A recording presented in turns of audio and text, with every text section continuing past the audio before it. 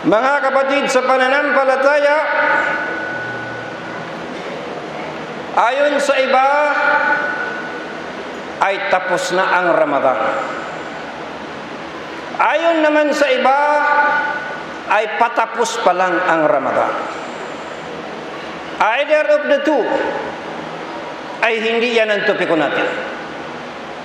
Ang topiko natin ay ngayong tapos na ang Ramadan or patapos na ang Ramadan, ano po ang natutunan natin? Ano kaya ang nakamit natin? Ano ang napala natin? Ito po ang tanong at ito rin po ang ating paksa. Ngayon mga kapatid sa pananampalataya ay i-evaluate natin ang ating mga sarili. Kung baga sa pag-aaral, ang isang buong buwang Ramadan ay isang buwan ng pagsiseminar. Isang buong buwan na nag-aaral tayo. At dahilan sa pag-aaral, mayroong mga subjects. Ngayon, tingnan natin ang mga sarili natin kung tayo ba ay pumasa o tayo ba ay lumagpak. Alam natin ang ating mga sarili. Bawat isa kilala niya ang kanyang sarili. Bumanggit tayo ng 7 sa mga mahalagang subjects na dapat natutunan natin ngayong buwan ng Ramadan. Number 1 na subject. Subject number 1. Para tayong nag-aral. Isang buong buwan na drill. Isang buong buwan na training. Pag-aaral. Ngayon, number 1 na subject na dapat itanong natin sa ating mga sarili, i-evaluate natin ang ating mga sarili kung tayo ba'y pumasa. Number 1 na subject. Takwa. Pagiging al-muttaqun. Sinabi ng Allah subhanahu wa ta'ala sa Quranul Karim, ito yung para-parati natin naririnig na verse kapag Ramadan. Ba'da a'udhu billahi minas shaitanir rajim. Ya ayyuhalladzina amanu kutiba alaikumus siyamu kama kutiba alal ladzina min qablikum la'allakum tattaqun. O kayo na mga nananampalataya, ang pag-aayuno ay ipinag-uutos sa inyo tulad ng pag-uutos sa mga mas nauna sa inyo upang kayo ay maging mga al-muttaqun. Ngayon, tanungin natin ang ating sarili ngayon. Isang buong buwan na nagsumikap ang bawat isa sa atin na iwasan natin ang mga ipinagbabawal ng Allah. Yan ang ibig sabihin ng takot sa Allah. At isang buong buwan na pinagsumikapan ng bawat isa sa atin na sundin ang mga utos ng Allah. Yan ang ibig sabihin ng pagmamahal sa Allah. Dalawa, takot sa Allah, pagmamahal sa Allah, yan ang ibig sabihin ng al-muttaqun. Isang buong buwan na nagsumikap pa kapatid, na iwasan mo ang mga ipinagbabawal ng Allah, na sundin mo ang mga ipinag-utos ng Allah. Ngayon, tapos na ang Ramadan or patapos na ang Ramadan.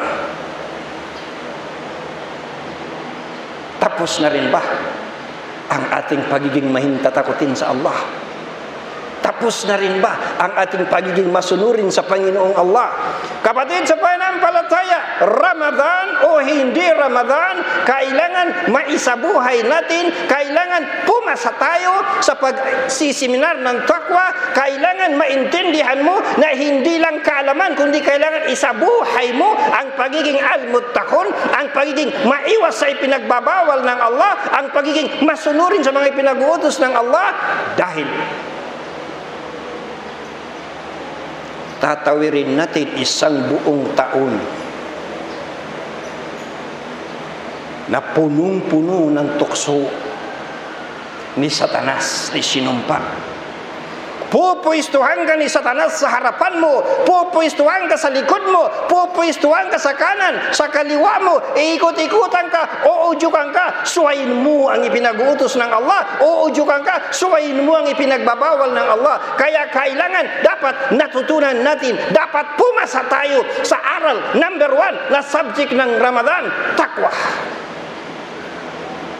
Dahil ang tatawirin natin isang buong taon na hindi ka lulubayan ni Satanas. Minuto, segundo, araw-araw, 24/7, hindi ka niya lulubayan. Katibayan? ثم لآتينهم من بين أيديهم ومن خلفهم وعن أيمانهم وعن شمائلهم ولا تجد أكثرهم شاكرين. Malapit-lapit na pakahulugan.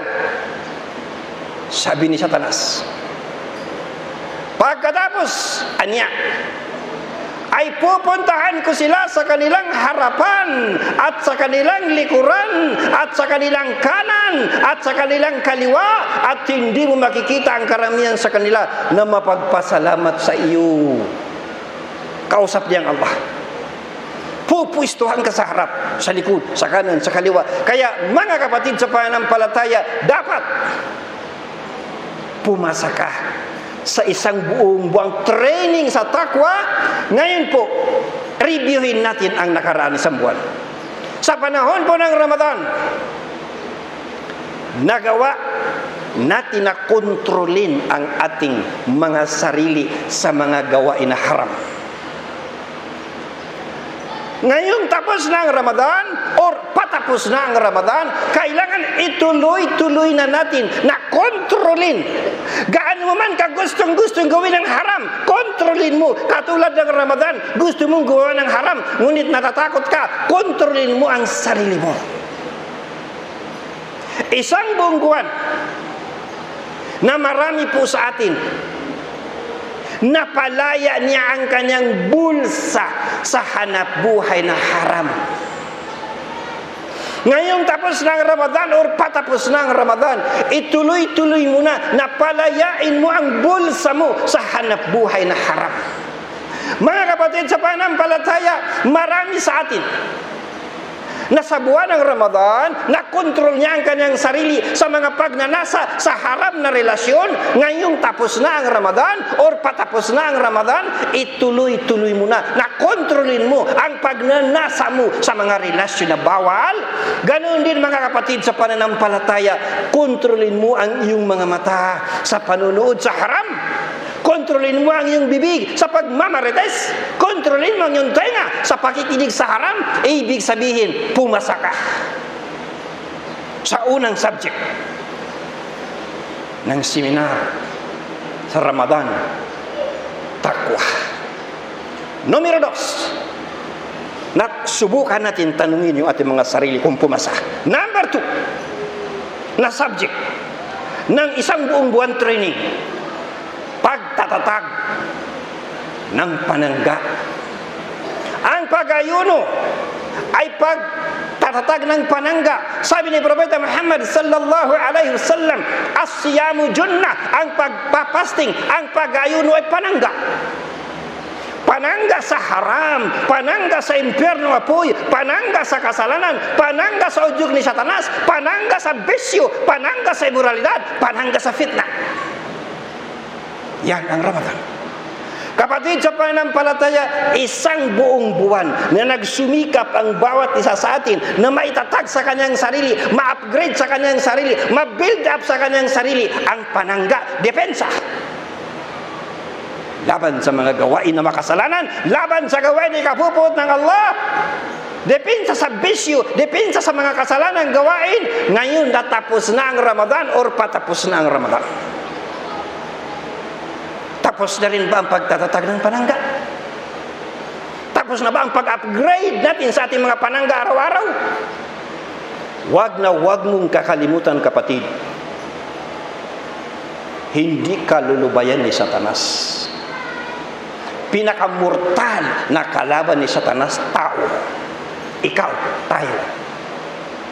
At pinakapaborito ni Satanas ay ambus. Nag-iisip ka lamang. Nag-iisip ka pa lamang na gumawa ng gawing ibadah. Ano mang ibadah? Magbabasa ng Quran, magtatahajjud, mag-hajj, mag-umrah. Nag-iisip ka lamang. Nag-iisip ka pa lamang na gumawa ng gawing ibadah. Haabangan ka niya. Ambus. Aambusin ka niya. Basa. Bilang katibayan na mahilig siya umambus, aambusin ka para baguhin ang isip mo. Qala fa bima aghwaytani la'aq'udanna lahum siratakal mustaqim. Si Iblis na isinumpa, a'udhu billahi minas shaitanir rajim, siya ay nagsabi, sapagkat ako ay iyong isinadla sa pagkaligaw, katiyakan na ako'y mauupo na nag-aabang sa kanila sa iyong matuwid na landas. Kaya kapatid sa pananampalataya, kailangan sa atin araw-araw i-upgrade natin ang ating defense system, ang ating depensa. Kumbaga sa military strategy, kinakailangan ang ating depensa ay lagi-lagi na-upgrade dahil hindi ka lulubayan araw at gabi, aambusin ka ni Satanas. Number 3 na subject, i-evaluate natin ang ating mga sarili. Ano kaya pumasa ako? Isang bisis lang dumating ang Ramadan kada taon. Ano kaya pumasa ako? Number 3, ang mailayo mo ang sarili mo sa impyernong apoy. Tandaan natin na isang buong buwan na nagsumikap ang bawat isa sa atin, araw at gabi.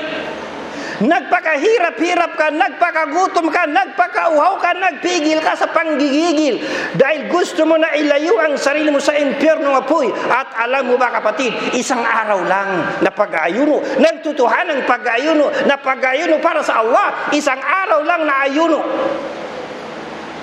ilalayo ka ng Allah sa impyernong apoy ng 70 taon, 70 years. Bilang katibayan, anong hadith ni Muhammad sallallahu alaihi wasallam, walang alipin na nag-aayuno isang araw sa landas ng Allah, kundi ilalayo ng Allah sa kanyang mukha ang impyernong apoy ng 70 taon. Marami po sa atin ang nagsumikap na mailayo ang kanyang sarili sa impyernong apoy. Marami sa atin. Marami rin sa atin ang survivor. Marami rin sa atin ang successful. Ngunit marami rin sa atin ang lagpak, bagsak, na ilayo ang sarili sa impyernong apoy. Ngayon natapos na ang Ramadan or patapos na ang Ramadan, tapos na rin ba ang laban? Tapos na ba ang pagsusumikap mo na ilayo mo ang sarili mo sa impyernong apoy? Baka pagkatapos ng Ramadan, kanya-kanya ito yung karirahan na naman, tumalon sa impyernong apoy sa pamamagitan ng paggawa ng mga kasalanan. Kapatid sa pananampalataya, panghinayangan mo ang naipon mo na mga gawain sa Ramadan. Pagkatapos ng Ramadan, huwag ka nang tumalon muli sa impyernong apoy. Nasa malayo ka na. Bawat araw, 70 years.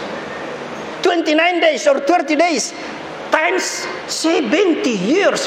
Kung naging matagumpay ang iyong pag-ayuno sa buwan ng Ramadan, napakalayo-layo mo na ngayon sa impyernong apoy. Kaya huwag ka nang tumalon muli sa impyernong apoy. Ang layo mo na.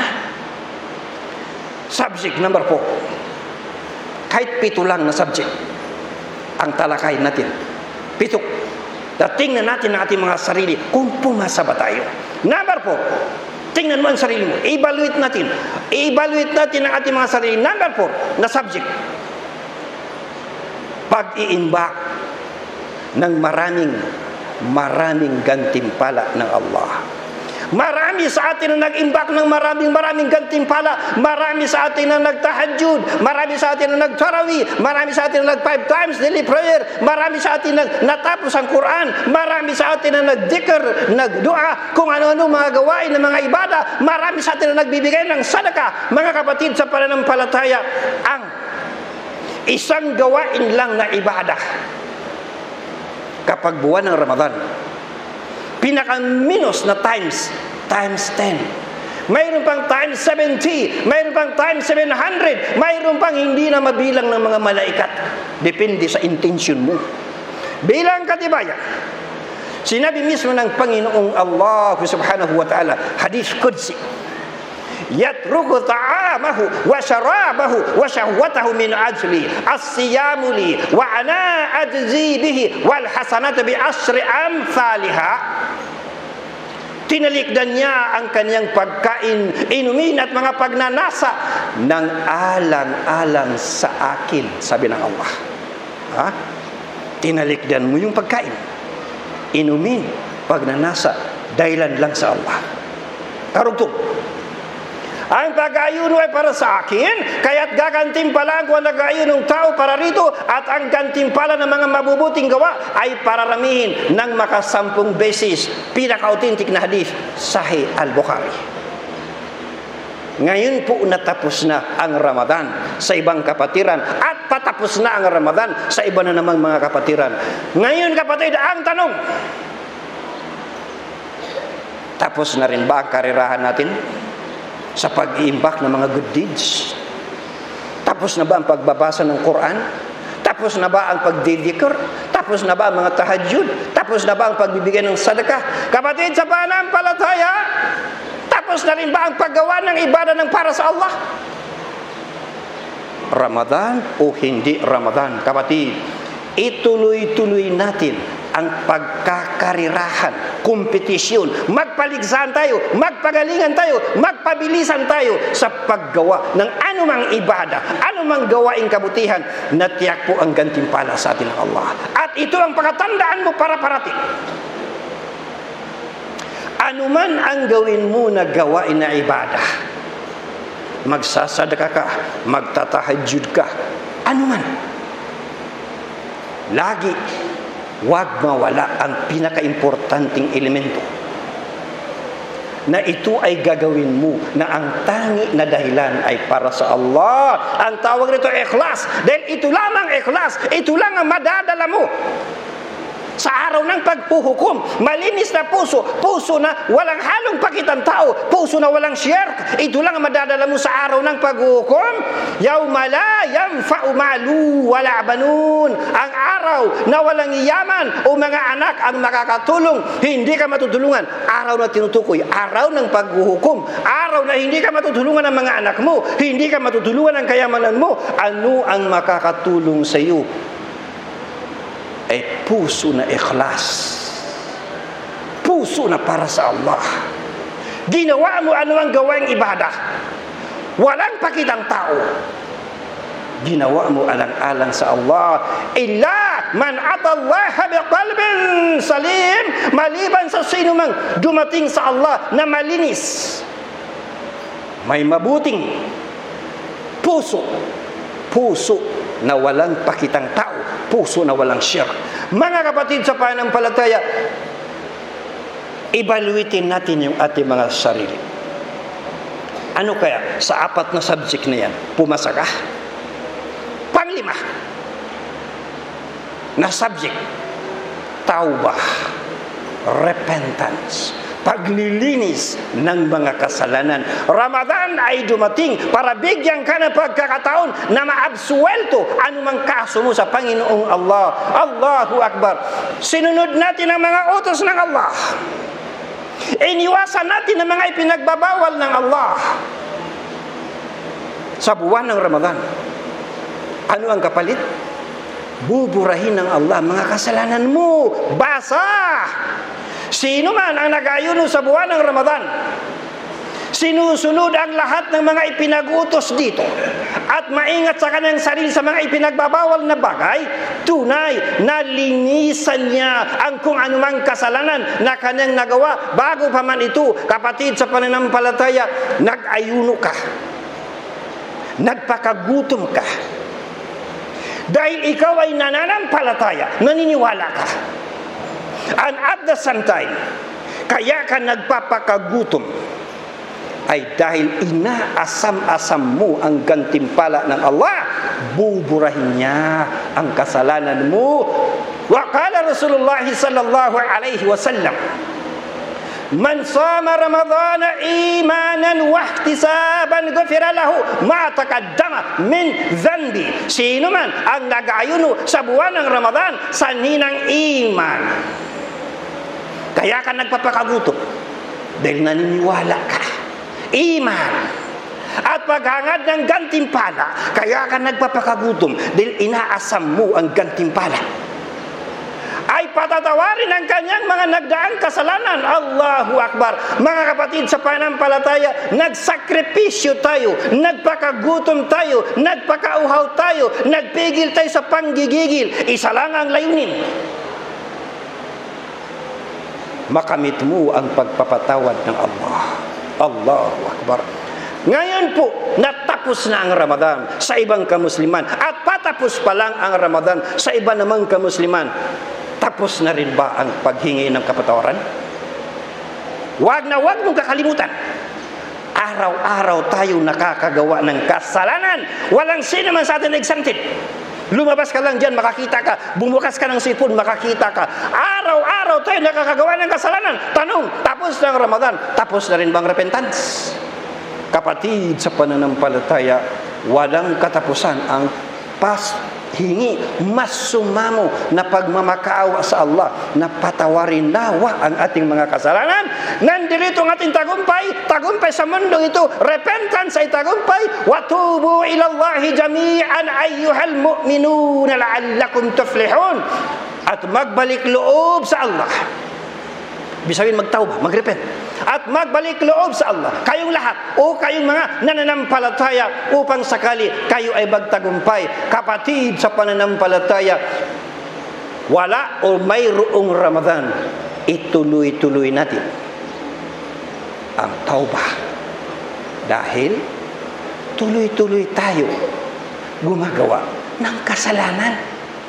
Makasalanan na mata, makasalanan na tenga, makasalanan na dila, makasalanan na kamay. Walang sablay. Bawat isa sa atin nakakagawa ng kasalanan. Kaya kailangan natin tuloy-tuloy ang tawbah. Barakallahu li wa lakum fil Qur'anil azim. Wa nafa'ani wa iyyakum bil ayati wa dhikril hakim. Wa taqabbala minni wa minkum tilawatahu innahu huwas samiul alim.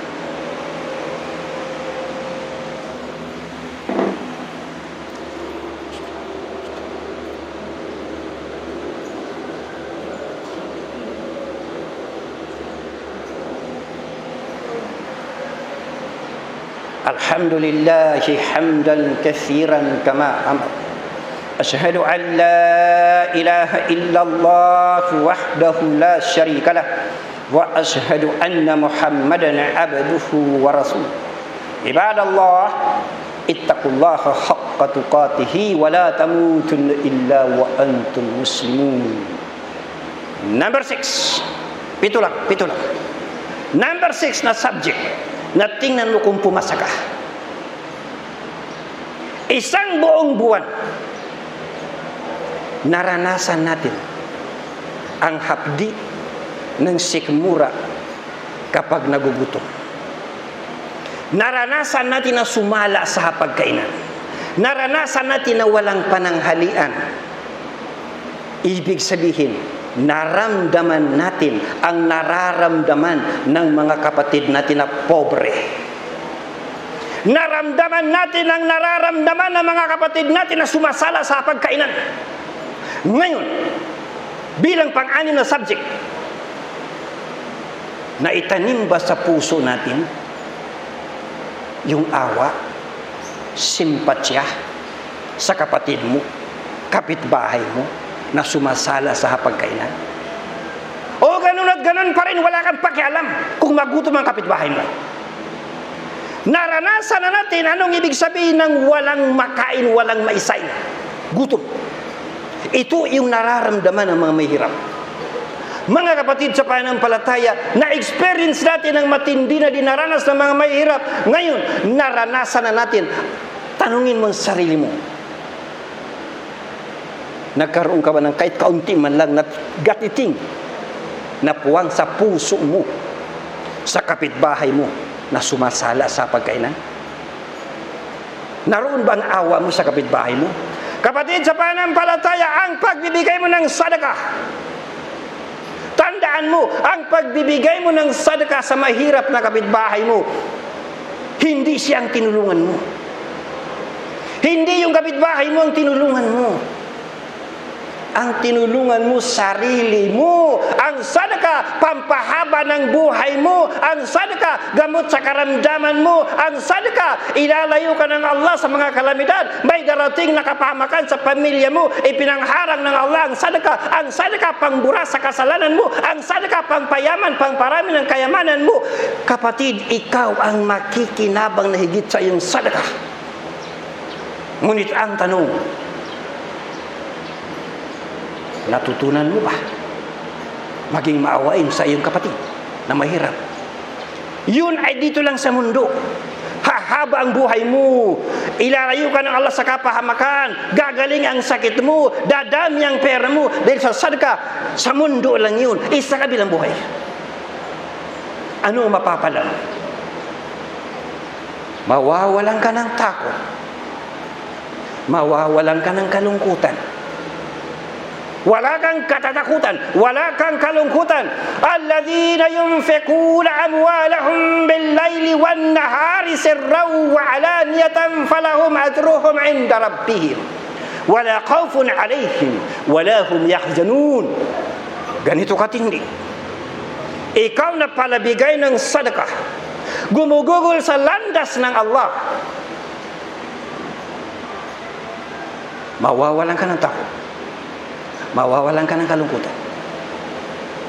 Sa paraiso, yun lang ang lugar na walang kalungkutan, yun lang ang lugar na walang katatakutan. Paraiso. Basa, yaong mga gumugugol ng kanilang mga yaman sa gabi at sa araw para sa landas ng Allah. Maging ito man ay kubli o hayagan, kanilang matatamo ang gantimpalang nagmumula sa kanilang Panginoon. Sila ay walang mararanasang pangamba at sila ay walang madaramang kalungkutan. Allahu Akbar. Kapatid sa pananampalataya, sana itong Ramadan na dumaan na itanim sa puso natin ang awa sa mahihirap. Dahil ang awa mo sa mahirap, awa mo na rin sa sarili mo. Ang sadaka mo sa mahirap, tulong mo sa sarili mo. Last, number 7 na subject ng Ramadan, paraiso. Allahu Akbar. Paraiso. Mga kapatid sa pananampalataya, ang pag-aayuno ay pamparaiso. Walang kapantay ang pag-aayuno na pamparaiso. Naisalaysay ni Abu Umamah radhiyallahu an, pumunta ako niya sa sugo ng Allah sallallahu alaihi wasallam at nagsabi, pag-utusan mo po ako na gumawa ng isang mabuting gawa na magdadala sa akin sa paraiso. Sabi niya, manatili ka sa pag-aayuno dahil sa wala itong kapantay. Pagkatapos ay pumunta ulit ako sa kanya at sinabi niya, manatili ka sa pag-aayuno. Allahu Akbar. Mga kapatid sa pananampalataya, tapos na ang Ramadan or patapos na ang Ramadan, pero hindi patapos ang laban. Tuloy-tuloy na maisabuhay natin ang takwa. Hindi patapos ang laban, tuloy-tuloy ang pagtatatag ng panangga sa imoralidad, panangga sa kasalanan, panangga sa impyerno, panangga sa demonyo. Hindi patapos ang laban na ilayo ang ating mga sarili sa impyernong apoy. Hindi patapos ang laban para tayo ay mag-imbak, magkariraan sa pag-imbak ng mga gawaing kabutihan. Hindi patapos ang laban para ikaw ay masumamo, humingi ng tawad sa Allah.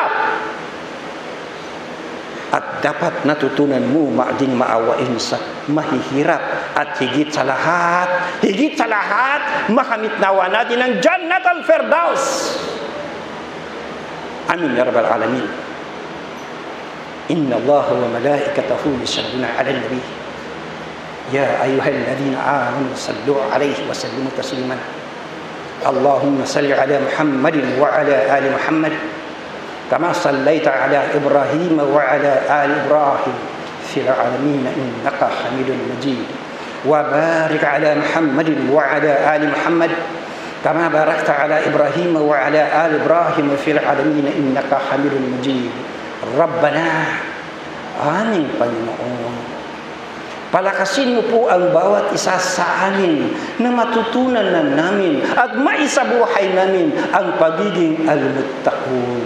O aming Panginoon, palakasin mo ang bawat isa sa amin na araw-araw maitatag namin ang panangga laban sa impyerno apoy, panangga laban sa imoralidad, panangga laban sa bisyo, panangga laban sa droga, panangga laban sa kasalanan. Palakasin mo, Ya Allah, ang bawat isa sa amin na magsumikap na ilayo namin ang aming mga sarili sa impyernong apoy. Palakasin mo, Ya Allah, ang bawat isa sa aming pagsusumikap na bawat isa damihan ang mga gawain ibada para aming maimbak ang maraming gantimpala.